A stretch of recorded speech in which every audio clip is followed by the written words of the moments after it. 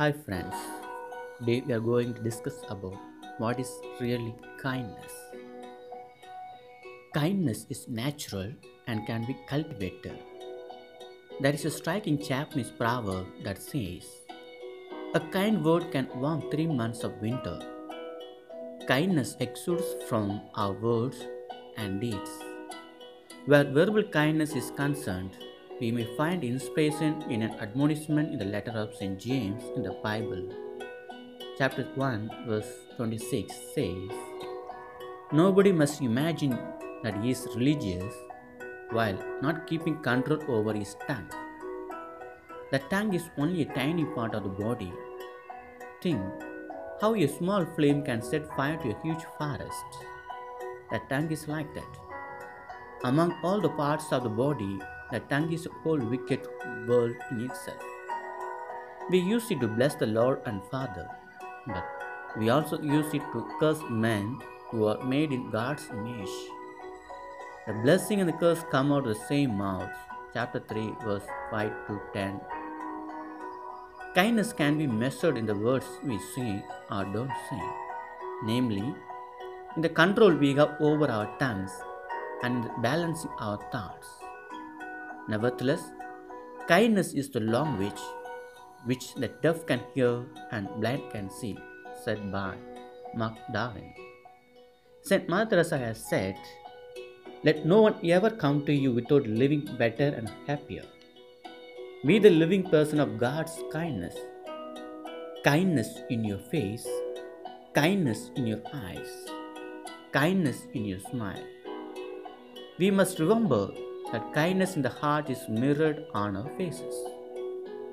Kindness is expressed in multiple ways through our attitude and actions.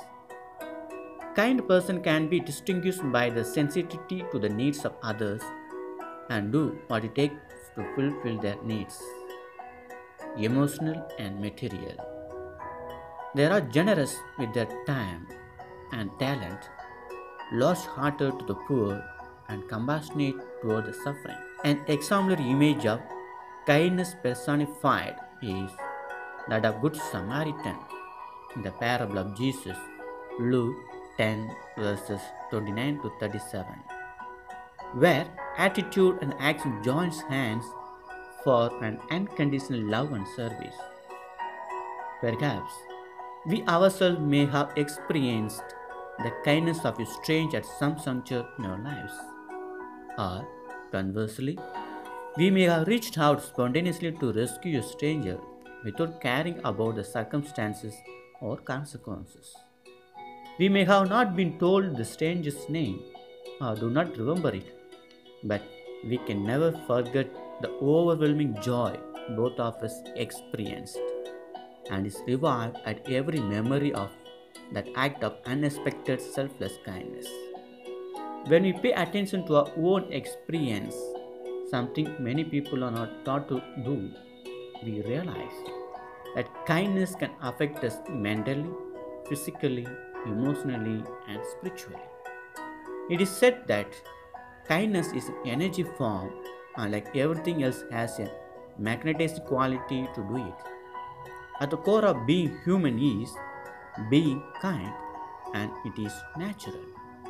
It is when our core is covered over by negative experience, poor memories, and long held beliefs or attitudes that kindness can seem non existent.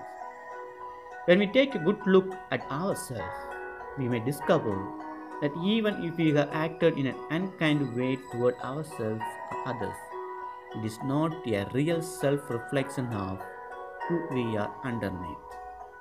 One act of kindness can reawaken the greater power that is already within us, and it can do this very quickly.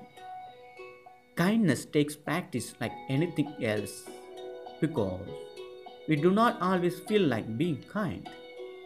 As a conscious choice, though, it completely alerts our attitude to ourselves and others. Kindness must be taken seriously. We often tend to forget it. It is interesting to note the subject of kindness calls for a high degree of learning. In other words, It is thought that counts.